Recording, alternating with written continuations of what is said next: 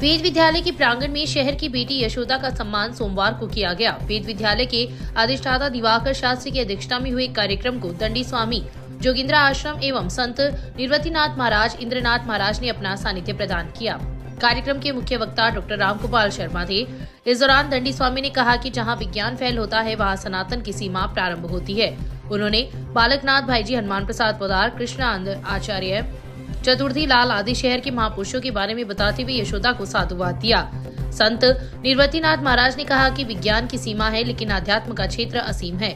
यशोदा ने जो प्रयोग किया है वह अध्यात्म शक्ति का पहला सूत्र है। हमारे जीवन का प्रारंभ होता है तो 5 शक्तियां कार्य करती है, जिसमें पहली शक्ति को हम आस्था या विश्वास कहते हैं। ईश्वर पर विश्वास ही सर्वोपरि है।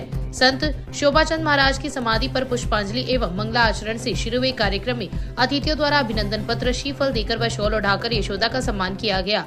अभिनंदन पत्र का वाचन सुधाकर शर्मा ने किया। यशोदा आचार्य महामंडलेश्वर पद्मनाभ शरण देवाचार्य की शिष्या है तथा वेद विद्यालय के संचालक शर्मा के पास संस्कृत भाषा व व्याकरण का अध्ययन भी कर रही है। इस दौरान यशोदा ने कहा कि सनातन हमारा धर्म है तथा हमें उसे धारण करना चाहिए। मंत्र व नारायण पर पूर्ण विश्वास होना चाहिए। उनके बारे में किसी भी प्रकार का कोई प्रश्न नहीं होना चाहिए। उन्होंने विमान में हुई घटना को नारायण की कृपा बताया। कार्यक्रम को डॉक्टर रामगोपाल शर्मा, सुरेश सेवदा, राजेंद्र सिंह बिदावत ने भी संबोधित किया। इस अवसर पर सत्यनारायण माटोलिया, कैलाश शर्मा, नरेश भात्रा, शांतिलाल हरिद्वाल, महेंद्र कुमार शर्मा, उम्मीद मिश्रा, अंबिका प्रसाद हारित, मुरलीधर सारस्वत, आनंदीलाल सारस्वत, बजरंग गुज्जर, शशि धरेंद्र, उषा शर्मा, यशस्वी शर्मा, यशोदा शर्मा सहित कई लोग उपस्थित थे। तहसील के गांव गोगासर के आथुनाबास में चल रही श्रीमद् भागवत कथा के दूसरे दिन मंगलवार को कथावाचक ने सुखदेव जी के जन्म पर विस्तार से प्रकाश डाला। कथावाचक कृष्णानंद महाराज ने कहा कि हम सब पर ठाकुर जी की कृपा है, जिसकी वजह से हम कथा का श्रवण कर रहे हैं। श्रीमद् भागवत कथा का रसपान करना पुण्य कर्मों का फल है। इसका श्रवण कर हम इस लोक के साथ साथ परलोक को भी पार कर मोक्ष की प्राप्ति कर सकते हैं। महाराज ने कहा कि मनुष्य जीवन विषय वस्तु को भोगने के लिए नहीं मिला है, लेकिन आज का मानव भगवान की भक्ति को छोड़कर विषय वस्तु को भोगने में लगा हुआ है।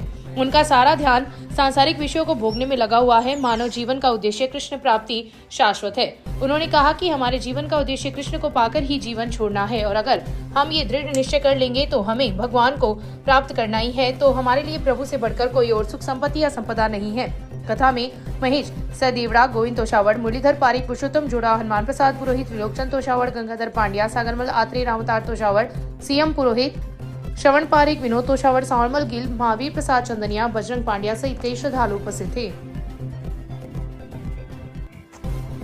आदर्श विद्या मंदिर में गीता प्रचार समिति के तत्वाधान में मंगलवार को कार्यक्रम का आयोजन हुआ, जिसमें गीता जयंती के बारे में जानकारी दी गई। समिति के अध्यक्ष महेश जोशी ने बताया कि गीता भगवान श्री कृष्ण की मुख्य वाणी है, जिसकी बुधवार को 5854वीं जयंती मनाई जाएगी। भाईजी हनुमान प्रसाद पोदार के नौरे में दोपहर 12:15 बजे से गीता के 18 अध्याय का संगीतमय पाठ किया जाएगा।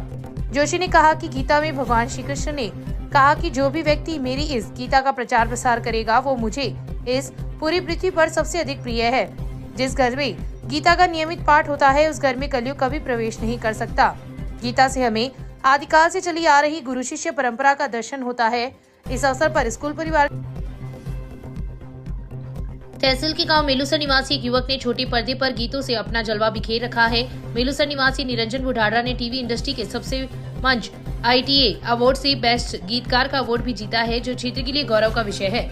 कलर्स चैनल पर प्रसारित होने वाले सीरियल पिसाचनी में बुढ़ाड़ा का संगीत है। इसके अलावा राजस्थानी फिल्में दस्तूर, माँ मारो घर, मारो मंदिर, तावड़ो जैसी फिल्मों में भी अपने गाने दिए हैं। बॉलीवुड मूवी 2 अजनबी, जिसके स्टार कास्ट में आर्य बब्बर व अंकिता बतला है, उसमें भी बुढ़ाड़ा का संगीत है। बुढ़ाड़ा का लिखा हुआ टिप्स राजस्थानी पर बन्नी थारो रूप निरखियो एवं दस्तूर फिल्म का गाना थांसु पहला खूब प्रचलित है। ITA अवार्ड में सम्मानित हुए बुढ़ाड़ा की इस उपलब्धि पर ग्रामीणों ने खुशी की लहर छाई हुई है। देवकिशन स्मृति सेवा समिति के तत्वाधान में सांवर राम शर्मा की चतुर्थ पुण्यतिथि पर सोमवार को विद्यार्थियों को स्वेटरों का वितरण किया गया। तहसील के गांव बचारा की राजकीय उच्च माध्यमिक स्कूल में परमेश्वरी देवी के मुख्य आतिथ्य में कार्यक्रम का आयोजन हुआ। इस दौरान वैद्य लक्ष्मी नारायण शर्मा ने प्रतिभावान विद्यार्थियों को प्रतिवर्ष प्रदान किए जाने वाले पुरस्कार योजना की जानकारी देते हुए अच्छे अंक प्राप्त करने का आह्वान किया।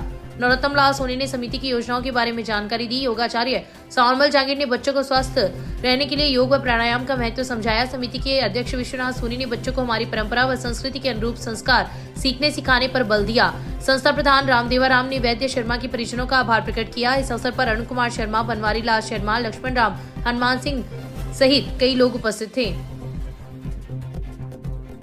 राजकीय चलान कॉलेज में मानवाधिकार दिवस पर कार्यक्रम का आयोजन मंगलवार को हुआ। प्राचार्य अनिल कुमार सक्सेना की अध्यक्षता में हुए कार्यक्रम में वक्ताओं ने मानवाधिकारों के संरक्षण पर बल दिया।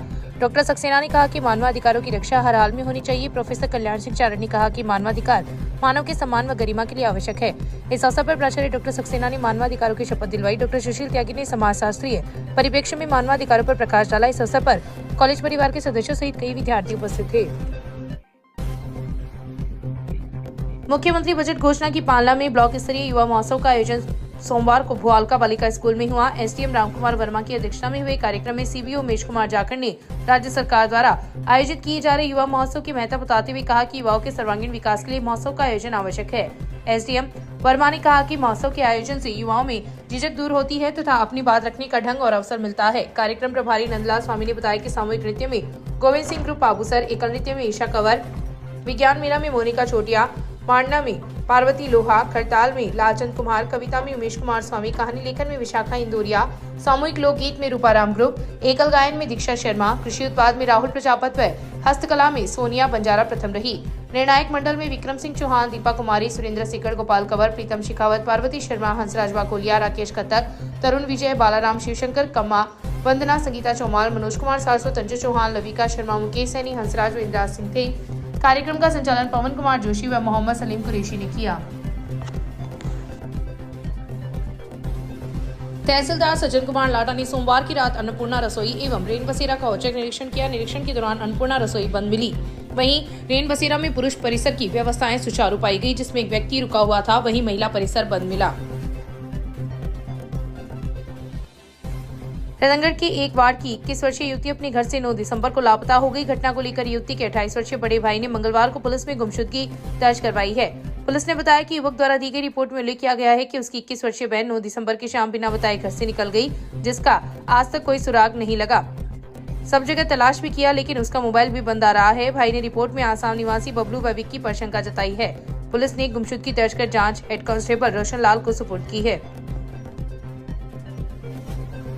शहर के उत्तरी बाजार में 30 नवंबर की देर रात ज्वेलरी शॉप में हुई 2 करोड़ 70 लाख रुपए की चोरी प्रकरण में पुलिस द्वारा गिरफ्तार चोरों का पुलिस ने मंगलवार को बाजार में पैदल जुलूस निकाला।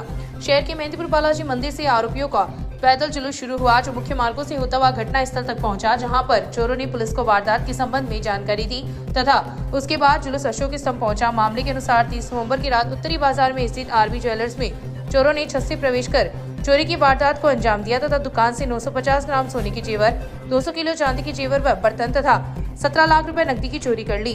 1 दिसंबर को दुकान मालिक शगनलाल सोनी ने घटना का मामला दर्ज करवाया, जिस पर पुलिस ने विभिन्न टीमों का गठन कर आरोपियों की तलाश शुरू की तथा 9 दिसंबर को अंतर्राज्यीय चोर गैंग के सदस्य उत्तर प्रदेश के जिला ओरिया निवासी 42 वर्षीय भागीरथ पुत्र लालाराम बावरी, 52 वर्षीय यादराम पुत्र रामलाल बावरी एवं झोटवाड़ा जयपुर हाल निवासी कुचामन 48 वर्षीय अजय सिंह पुत्र मुन्नी सिंह बावरी को कुचामन से गिरफ्तार कर लिया। गिरफ्तार आरोपी बावरी गैंग से भी वास्ता रखते हैं। प्रकरण में फरार चल रहे 2 आरोपियों की पुलिस तलाश कर रही है। गिरफ्तार आरोपी राजस्थान, उत्तर प्रदेश, बिहार, झारखंड, पश्चिम बंगाल, उत्तराखंड व दिल्ली राज्य में भी इस तरह की बड़ी चोरी व डकैती की वारदातों को अंजाम दे चुके हैं। इस दौरान डीवाईएसपी अनिल कुमार व सीआई दिलीप सिंह सहित कई पुलिस अधिकारी व जवान उपस्थित थे। विभिन्न व्यापार संघों के पदाधिकारियों एवं व्यापारियों ने चोरी का खुलासा करने पर पुलिस अधिकारियों को माला पहनाकर स्वागत किया। सर, ये कुछ दिन पहले रतनगढ़ कस्बे में एक ज्वेलरी की शॉप पर चोरी हुई थी। उसमें हमारे रतनगढ़ थाने की टीम ने उन चोरों को पकड़ा है और एक कानूनी प्रक्रिया है, मौका तस्दीक करवाया जाता है। तो आज मौका तस्दीक की कार्रवाई थी जो आज पूर्ण की गई है। मेगा हाईवे पर आईटीआई के पास मंगलवार को मारुति वैन व ब्रेजा कार की आमने सामने भिड़ंत हो गई। घटना में 2 लोग घायल हो गए, जिन्हें युवा कांग्रेस नेता रामवीर सिंह राय का जिला अस्पताल लेकर आए, जहां पर डॉक्टर ने उपचार किया। सूचना पर पुलिस भी मौके पर पहुंची तथा घटना की जानकारी ली। मिली जानकारी के अनुसार इको क्षेत्र में संगम चौराहे की तरफ वैन आ रही थी, वहीं ब्रेजा कार रतनगढ़ से सरदारशहर की ओर जा रही थी। मेगा हाईवे पर आईटीआई के पास दोनों वाहनों की आमने सामने भिड़ंत हो गई। घटना में वैन में सवार रतनगढ़ की वार्ड संख्या 1 निवासी 30 वर्षीय रतन सिंह एवं गांगू निवासी 60 वर्षीय रामकुमार जाट घायल हो गए। जिन्हें अस्पताल में भर्ती करवाया गया, जहां पर प्राथमिक उपचार के बाद डॉक्टर ने छुट्टी दे दी। वहीं ब्रेजा कार में सवार 4 लोग सवार थे जो सुरक्षित है। घटना के बाद मेगा हाईवे पर जाम लग गया, जिस पर मौके पर पहुंचे कांग्रेस नेता रायका ने पुलिस को सूचना दी तथा मौके पर पहुंची पुलिस ने जाम खुलवाया। निर्दलीय विधायक प्रत्याशी राजेंद्र कुमार भामू आज रामनगर बास मोहल्ले वासियों की सूचना पर मौके पर प्राथमिक स्वास्थ्य केंद्र पहुंचे, जहां पर नियमित डॉक्टर नहीं होने की लगाई गुहार। रामनगर बास के तीनों वार्ड वासी व मोहल्ले वासी हो रहे हैं परेशान, जिसको लेकर आज मोहल्ले वासियों के साथ भामू ने चिकित्सा विभाग के खिलाफ जमकर नारेबाजी की एवं चिकित्सा विभाग द्वारा हो रही लापरवाही को तुरंत संज्ञान में लेकर चिकित्सा एवं स्वास्थ्य मंत्री राजस्थान सरकार श्रीमान गजेंद्र जी खीसर साहब व सीएमएचओ चूरू से वार्ता की व चिकित्सक की मांग का लेखा पत्र उनको व्हाट्सएप किया गया। मंत्री महोदय ने कल ही डॉक्टर लगाने का विश्वास दिलाया। इस अवसर पर पवन सुथार, पवन भार्गव, मानकचंद पापटान, रेवतराम गुदारा, सुंदर भार्गव, अभिषेक सुथार, चांद्रतन सुथार, अशोक सुथार, गोपी सुथार, विक्रम जाट, चंपालाल सुथार, पन्नाराम सुथार, रुकाराम भाट, संतोष देवी, सोना देवी आदि मोहल्ले वासी उपस्थित थे। अभी 1 महीने पहले मैंने यहाँ जनसुनवाई कार्यक्रम रखा अम्बेडकर भवन में, तो ये मेरे पास शिकायत देखने को मिली रामनगर वासियों की तरफ से कि हमारे यहाँ प्राथमिक स्वास्थ्य केंद्र है, लेकिन वहाँ पर नियमित डॉक्टर की व्यवस्था नहीं है, ना कोई नर्सिंग स्टाफ है। जब भी हम जाते हैं तो वहाँ ताला लगा मिलता है और यहाँ सफाई कर्मचारी है, वो एक नियमित आता है, 2 मिनट गेट खोल के वापस चला जाता है। अभी कल मैंने माननीय मंत्री महोदय को इसके लिए अवगत कराया, तो उन्होंने बोला कि आप लिखित मुझे ज्ञापन भेजिए, मैं इस पर संज्ञान लेता हूँ। तो आज मेरी यहाँ आने के बाद मोहल्लेवासी इकट्ठे हुए, इनके आकर के मैंने अंदर आपने पूछताछ भी की, मैंने ही पूछा, लेकिन वो डॉक्टर नाम बता रहे हैं ऐश्वर्या चौधरी को। अब ऐश्वर्या चौधरी डॉक्टर में मेंटेन वहाँ पर रजिस्टर्ड कोई है नहीं। अब वो सीएमएचओ से मेरी बात हुई तो वही भी कह रहे हैं भी ऐसा मेरे को तो संज्ञान में नहीं है, अभी मैं पता करता हूँ। तो कुल मिलाकर बात यही है कि ये लोग सब दिखावा करते हैं, कोई डॉक्टर की व्यवस्था नहीं है। तो मेरा ये प्रशासन से आज मतलब इस तुरंत प्रभाव से मैं यह निवेदन कर रहा हूँ कि आजकल में डॉक्टर की व्यवस्था करें, ताकि ये मोहल्लेवासी है वो दूर जाते हैं, बुढ़े बुजुर्ग आते हैं बेचारे यहाँ मोहल्ले के, तो उनको वहाँ हॉस्पिटल में जाए तो वहाँ भीड़ है, तो इनकी बारी नहीं आती, पूरे दिन से वहाँ खड़े रहते हैं। रास्ते में इनकी सांस की दिक्कत देखिए, कोई और प्रॉब्लम है तो वो जा ही नहीं पाते। तो लगातार ये एक शिकायत ये और मिल रही है कि यहाँ मेडिसिन नहीं मिल रही। तो ये क्या है भाई, जब हॉस्पिटल है तो उसके अंदर मेडिकल की व्यवस्था भी होनी चाहिए, फार्मासिस्ट नहीं है तो उसकी व्यवस्था होनी चाहिए। अब यहाँ तो सिर्फ फॉर्मेलिटी का नाम का ये हॉस्पिटल है। तो आज ये संज्ञान में मेरे सामने आया, तो मैंने यहाँ मोहल्लेवासियों के साथ मिलकर के ये ज्ञापन दिया। माननीय मंत्री महोदय को मैं ये ज्ञापन देने जा रहा हूँ। और अगर सुनवाई नहीं हुई तो क्या कुछ आगे रणनीति रहेगी? यदि सुनवाई नहीं होती है तो फिर अगर आंदोलन किया जाएगा, धरना प्रदर्शन करूँगा, मैं यहीं बैठूंगा नियमित। मेरे साथ कोई बैठे या नहीं बैठे यहाँ मोहल्लेवासी, लेकिन मैं अकेला यहाँ के बैठूंगा। कितने समय से ये परेशानी लगभग 6 महीने से मैं देख रहा हूँ। 3 महीने से प्रॉपर लॉक ही लगा हुआ है जी, पर नियमित कोई डॉक्टर यहाँ नहीं है, फार्मासिस्ट अपने फिजिशियन कोई नहीं है, बंद रहता है उसमें। बिल्कुल। एक चपरासी आता है, वो थोड़ी देर कैंची खोलता है मेन गेट, उसके बाद वो चला जाता है 1 बजे के बाद में।